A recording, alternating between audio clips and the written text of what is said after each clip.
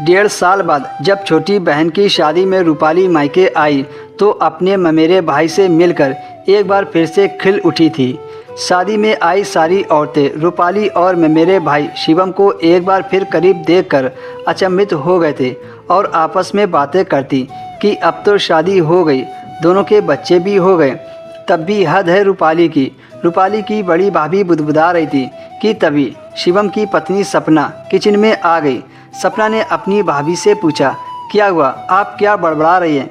बड़ी भाभी ने मौके का फ़ायदा उठाते हुए बड़ी बेबाकी से कह डाला, कहना तो काफ़ी दिनों से चाहती थी, पर आज बात उठी है तो बता ही देती हूँ।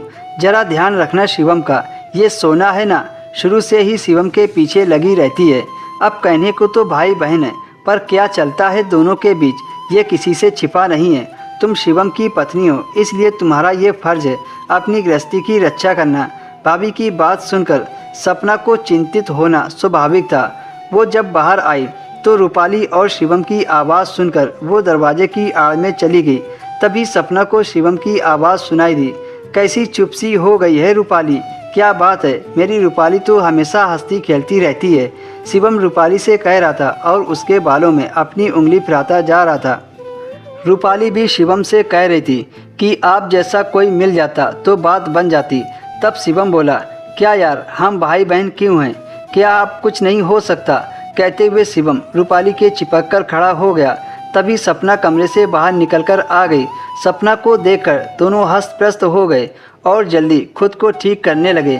भाभी आओ ना, मैं शिवम भैया से कह रही थी कि इतना सुहाना मौसम हो रहा है और ये कमरे में घुसे हुए हैं, चलो ना छत पर चलकर कुछ फ़ोटो लेते हैं। कहते हुए रूपाली शिवम का हाथ पकड़कर खींचने लगी। तभी सपना रूपाली से बोली, नहीं अभी नहीं, मुझे कुछ काम है इनसे। सपना के रुखाई से बोलने के साथ ही बाहर से बुआ जी की आवाज़ सुनाई दी, रूपाली जल्दी आ, देख जमाई राजा आए हैं। रूपाली चुपचाप बाहर चली गई। उस रात सपना और शिवम का बहुत झगड़ा हुआ।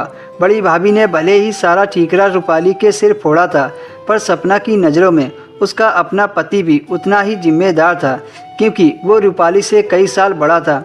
आज शिवम का कोई भी बहाना सपना के कान में नहीं उतरा था, पर अगली दोपहर फिर से सपना ने देखा कि रूपाली और शिवम दोनों सेल्फी ले रहे थे। इसी दौरान दोनों का चेहरा आपस में चिपका हुआ था। ये कारक्लाप भी सभी के बीच हो रहा था। सभी की आंखों में बखौल था, लेकिन होंठों पर चुप्पी थी। पर शिवम को अभी तक जरा भी एहसास नहीं था कि पिछली रात उसकी पत्नी सपना ने क्या कहा था।